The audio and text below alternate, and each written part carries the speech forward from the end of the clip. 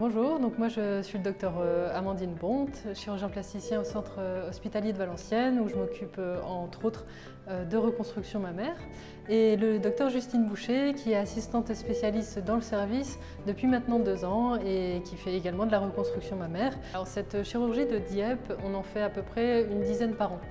C'est une chirurgie qui est assez longue, qui nécessite à peu près 6 heures d'opération, qui nécessite la présence de 2 chirurgiens plasticiens toute la journée au bloc opératoire, qui ont des compétences en microchirurgie pour pouvoir faire les anastomoses veineuses. C'est une chirurgie qui demande aussi d'avoir un personnel formé, que ce soit au niveau infirmier ou au niveau de l'anesthésie, et qui nécessite également d'avoir le matériel. Alors pour cette dame qui avait eu un cancer du sein, elle avait subi une mastectomie totale, c'est-à-dire qu'on lui a amputé complètement un sein. Donc chez elle, on a utilisé la peau de son ventre et la graisse pour reconstruire en fait le sein, ce qui donne une reconstruction assez naturelle et pérenne dans le temps.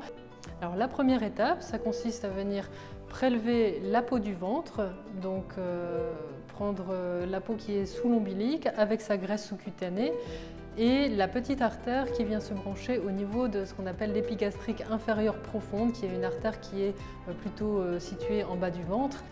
Alors, au niveau des vaisseaux mammaires internes, on est venu enlever un petit bout de la côte pour accéder aux vaisseaux mammaires internes qui sont juste derrière. Ça, on va les couper, les mettre sur des clans et comme ça, on va pouvoir les utiliser pour rebrancher la peau du ventre qu'on aura à prélever. Le temps microchirurgical, c'est le temps vraiment technique de l'opération. Donc, on a ici un microscope qui nous permet de grossir très précisément l'artère et la veine et donc de faire la suture entre les deux. Donc là, on est à la fin de l'opération. On a la cicatrice au niveau du ventre, une cicatrice autour du nombril et surtout, on a le sein qui est reconstruit.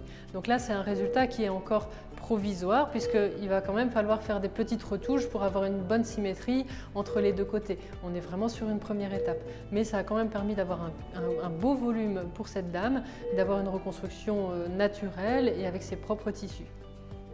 Alors la première nuit, elle va la passer aux soins intensifs, ce qui permet de bien la surveiller, de surveiller ses constantes, c'est-à-dire son rythme cardiaque, sa tension artérielle qui doit être bien surveillée pour ne pas que le lambeau soit surchargé en sang. Le lambeau, c'est le sein qu'on a reconstruit.